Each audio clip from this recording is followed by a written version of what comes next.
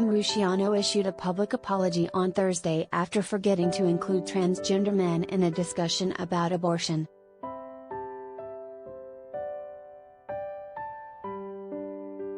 The 43-year-old addressed the incident on Instagram after a fan reached out to tell her that it is not only women who have abortions.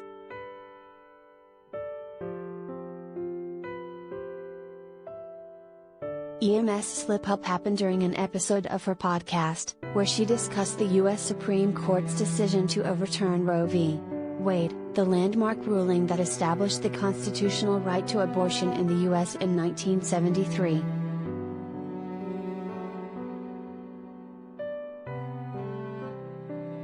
It is not only women who have abortions. Trans men and AFAB, assigned female at birth, individuals also need them, and it's super important to include them in the conversation, the fan wrote.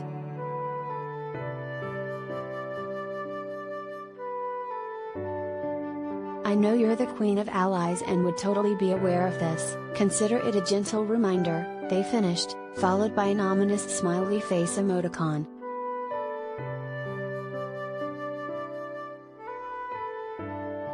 Em immediately took the criticism on board and addressed her use of exclusionary language in a post to her 222,000 followers.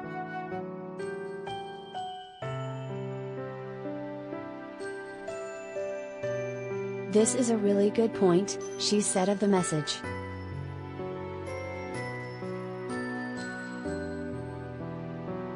I unintentionally used exclusionary language in the podcast. I know I didn't acknowledge trans men and assigned female at birth individuals, who also need to access abortions, she continued.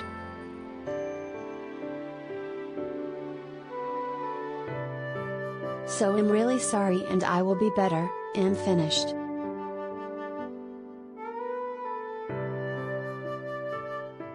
The Supreme Court ended constitutional protections for abortion that have been in place for nearly 50 years by deciding to overturn the landmark 1973 Roe v. Wade ruling.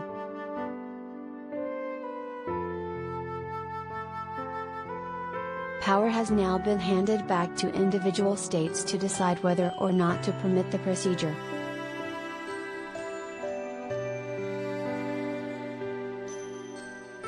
Women with unwanted pregnancies in America will now face the choice of traveling to another state where the procedure remains legal and available, buying abortion pills online, or having a potentially dangerous illegal abortion.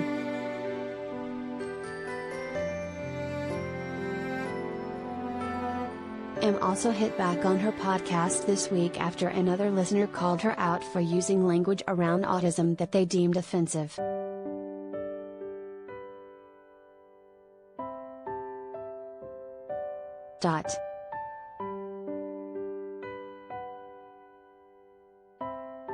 I had a woman correct the way I refer to autism, she explained on her Emsolation podcast this week.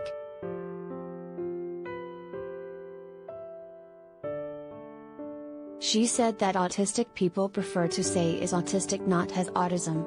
And as the parent of an ASD child and as someone who is exploring their own autism, I just gently said to her, this is a language choice and am part of this community and am not offended.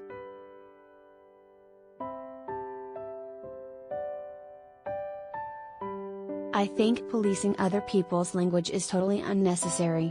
Especially if they're within that community.